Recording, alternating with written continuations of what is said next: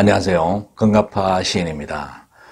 조선 최고의 문장가로 연암 박지원을 꼽는데 이의가 있는 사람 많지 않을 것입니다. 저도 열알기를 읽으며 연암이 펼쳐 보이는 사유의 종횡무진과 변화무쌍 그리고 막힘이 없는 디테일에 크게 감동을 했는데요.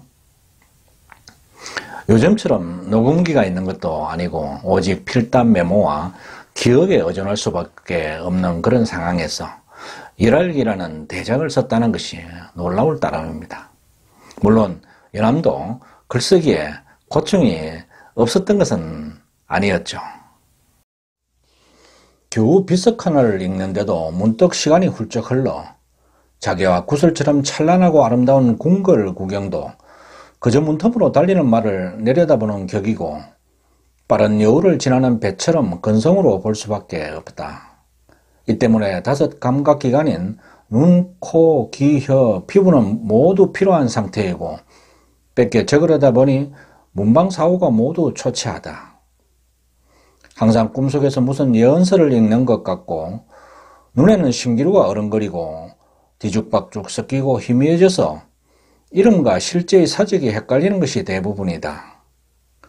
귀국한 뒤에 기록했던 작은 쪽지들을 점검해 보니 종이는 나비 날개처럼 얇고 자그마하며 글자는 파리 대가리처럼 작고 까맣다. 연암은 저에게도 특별한 의미를 갖는 분입니다. 저의 서재 별채의 당호가 연암 선생의 글귀에 썼던 간서 우수화이기 때문인데요. 계명대 한문학과 이종문 교수께서 지어준 당호인데 연암의 제자인 소완정의 하야 방우기에 답하다라는 글에 자다가 깨어 책을 보고 책을 보다가 또 자도 깨어주는 이가 없으므로 종일토록 실컷 자기도 하고 때로는 글을 저술하기도 했다는 글귀에서 따온 당호인데요. 서예가 한규욱 선생께서 현판 글씨를 써주셨는데 당호 때문이겠지만 군부를 지피고 방에 들어가면 책을 읽다가 자다 깨다 하는 연암 선생의 모습이 떠올라 스스로 웃음을 짓곤 한답니다. 이야기가 잠시 옆으로 빠졌는데요. 어쨌든 연암의 글쓰기는 고미숙 교수가 열알기 웃음과 역설의 유쾌한 시공간이란 책에서 언급한 대로 유머와 해학과 패러독스, 낯설게 하기의 달인이었습니다.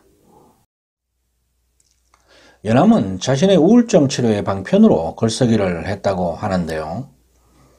저작거리에 떠도는 익살스럽고 우스꽝스러운 야담들을 채집해 글로 옮겼습니다.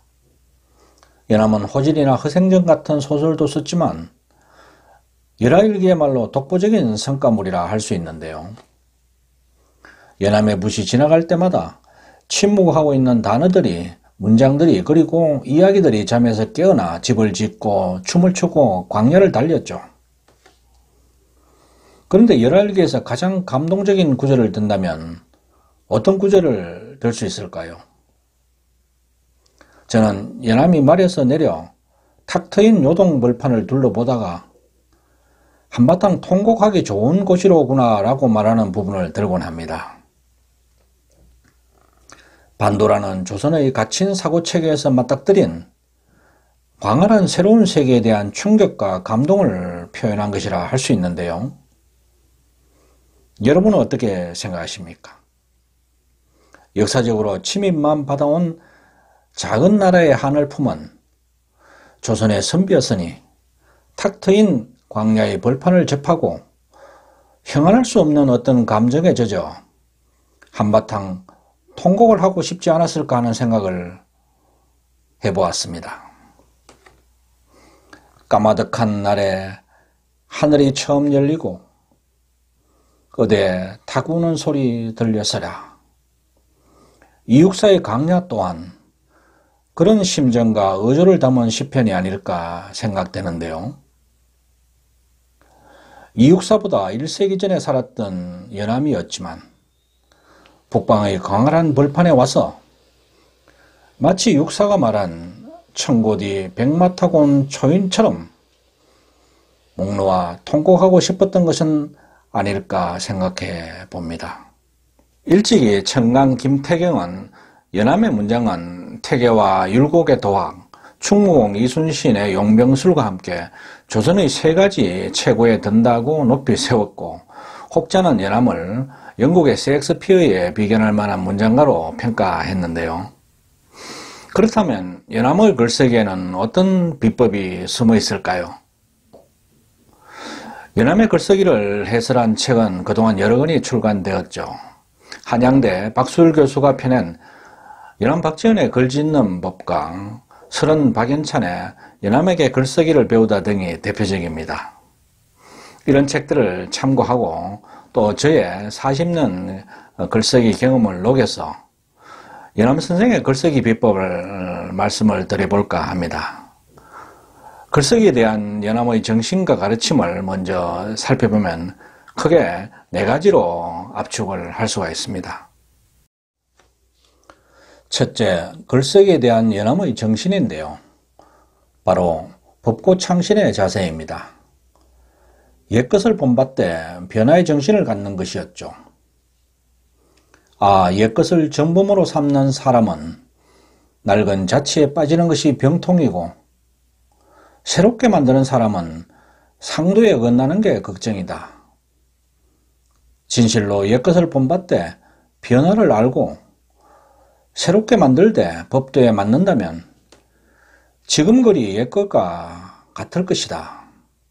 연암은 초정집서에서 이렇게 말했는데요.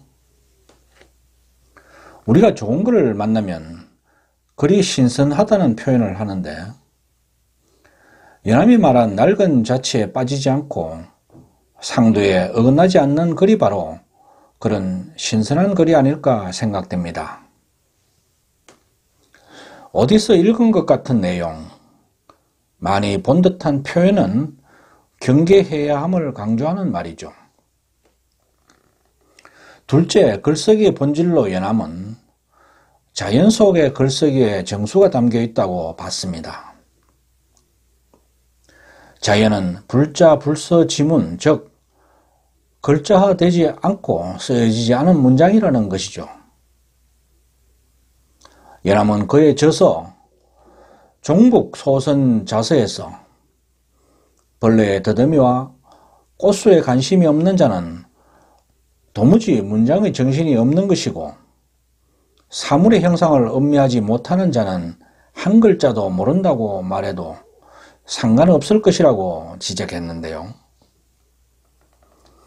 자연을 자세히 관찰하고 그 태도와 몸짓을 옮겨내는 것이 이상적인 글쓰기라는 이야기입니다. 자연에서 글쓰기의 정수를 발견하는 연암의 이러한 인식은 스페인의 유명한 건축가 가우디의 건축과도 연결이 됩니다.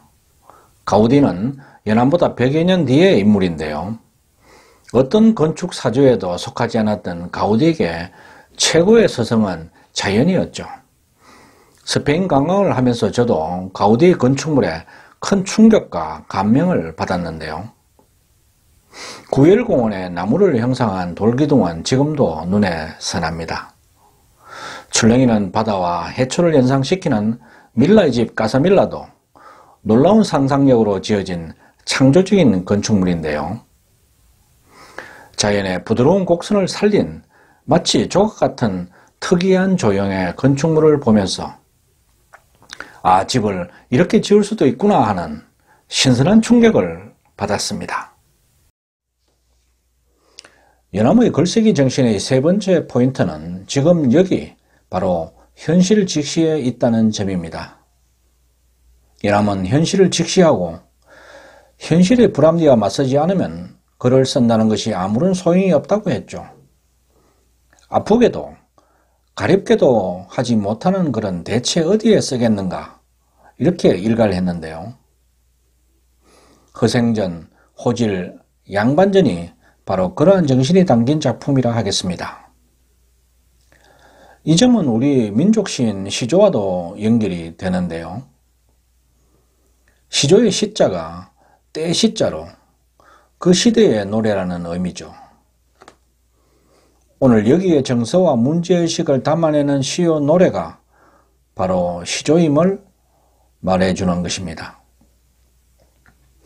넷째, 연암은 글쓰기의 자세로 분발심을 강조합니다. 흔히 자신이 부족하거나 가난하다고 생각하는 것, 그런 한이 사람을 분발하게 하는데요.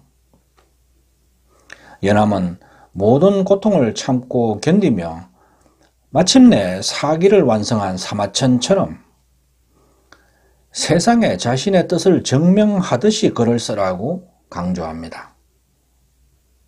세상의 명예나 이익이 아닌 순정한 마음으로 한번 뱉으면 사라지고 마는 말이 아니라 지극한 초심으로 한자 한자를 새기듯 글을 쓰라고 강조합니다. 연함은 이렇게 글쓰기의 핵심 요체로 붓고창신과 자연사물과의 교감, 현실 직시에 그리고 분발심을 들고 있는데요. 글쓰기에 대한 연함의 이러한 가르침과 정신은 오늘 우리에게도 중요한 지침이 아닐 수 없습니다. 그러면 이제 연함의 글쓰기 요령을 구체적으로 살펴볼까요? 첫째, 기록하고 메모하라입니다. 자신의 습관을 바꾸고 최고의 사람이 되기 위해서는 무조건 적으라는 말이 있는데요. 기록의 중요성을 강조한 말이죠. 열알기를 보면 자신의 보침에는 필담했던 초고와 여행 중의 일기가 가득 들어있었다는 기록이 나오는데요. 연함의 역저, 성호사설, 열알기 그리고 여러 권의 소설이 모두 그런 기록의 결과물이라 하겠습니다. 둘째, 세밀하게 관찰하고 고정관념에서 벗어나라입니다. 연함은 능량시 집서에서 까마귀 깃털 색의 미묘함을 얘기하면서 빛에 따라 다양하게 비치니 붉은 까마귀, 푸른 까마귀라 해도 틀리지 않는데 사람들은 하나의 색으로 말해버린다고 지적합니다. 또 소나무와 매화를 절개의 상징으로 보는 것이 관습적인 사고인데 이렇게 사물을 고정된 이미지로 가두지 않고 상황에 따라 자신만의 이미지를 만들라고 강조합니다. 셋째, 사물의 입장에서 생각하라입니다. 사물과 대화적 관계를 만드는 것이 글쓰기의 첩경이란 뜻입니다. 호랑이의 관점에서 쓴 작품이 연함의 대표작 호질이죠. 안도현 시인의 어른들을 위한 동화 연어나 제임스 카메론 감독의 영화 아바타도 사물의 입장에서 생각하는 비슷한 구조의 작품이라 할 수 있습니다. 넷째, 첫머리에 논지를 분명하게 하라입니다. 독자는 인내심이 없기 때문에 도입부가 흥미롭지 못하면 계속 읽어주지 않는다는 점인데요. 이는 신문기사 작성법과도 통합니다. 제가 언론사에 오래 근무했었는데요. 기사 작성에서 가장 중요한 것은 제목이고 그 다음은 첫 문단이라고 후배들에게 강조하는데 연함도 이를 강조하고 있는 것입니다. 다섯째, 장면을 초점화하라입니다. 시시콜콜하게 다 말하지 않고 특정한 상황이나 장면을 상징적으로 구체적으로 묘사하거나 보여주는 기법이죠. 세밀한 관찰과 독특한 감수성으로 특정 장면을 구체적으로 묘사하라는 겁니다. 여섯째, 자신의 언어로 입체화하라입니다. 자기 자신의 언어와 화법으로 녹여 글의 구성을 입체적으로 해야지 다른 사람의 문장을 뺏기거나 주어진 틀에 넣으려 해서는 안 된다는 지적입니다. 일곱째, 경계에서 생각하라입니다. 이는 어느 한쪽에 치우치지 않는 객관 공정한 시각을 강조한 것인데요.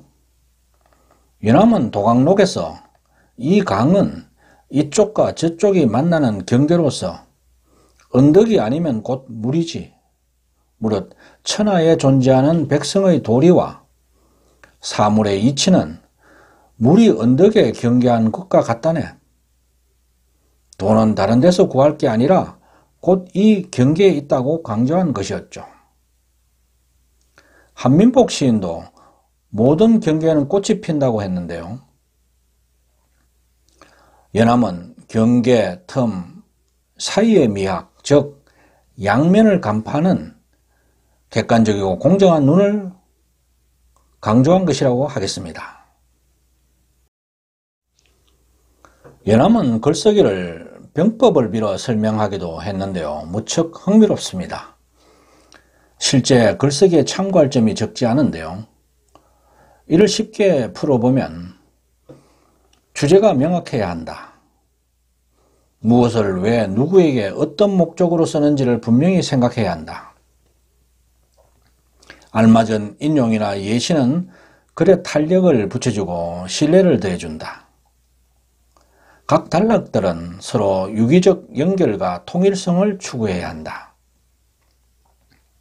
어휘의 적절한 선택과 시각, 청각적인 문장 표현이 효과적이다.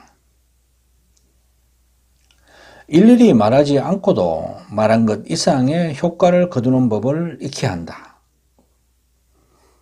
참신하고 적절한 비유가 글에 생기를 불어넣는다. 함축을 머금는 데서 글 쓴 이의 의도가 생생하게 전달된다. 중원, 부원, 주제를 되풀이해서는 안 된다. 등으로 요약할 수 있겠습니다. 조선 최고의 문장가답게 연암의 글은 자유롭고 감성이 풍부하며 아름답습니다. 무엇보다 한문 표현의 방식을 버리고 우리말의 어법으로 하층민의 삶을 주요 소재로 삼았죠. 연암은 또 책을 정독하면서 초서와 질서를 생활화했는데요. 백길 초자의 초서는 책을 읽으면서 마음에 다가오는 구절이 있으면 메모지에 뺏겨 쓰고 그 아래 자신의 생각을 기록하는 것이고, 질서는 대화를 나누면서 느낀 점과 깨달은 점을 재빨리 메모하는 것을 말하는데요. 자다가도 좋은 생각이 떠오르면 벌떡 일어나 메모하는 습관을 말하는 것이죠. 글쓰기는 머리로 하는 것이 아니라 습관으로 하는 것임을 연암은 우리에게 가르쳐주고 있습니다. 조선의 천재 문장가 연암의 글쓰기 비법은 여기까지입니다. 아직까지 금갑바TV를 구독하지 않으신 분은 붉은색 구독 버튼 그리고 좋아요 엄지척 지금 눌러주시기 바랍니다. 더 좋은 내용으로 보답하겠습니다. 끝까지 시청해 주셔서 감사합니다.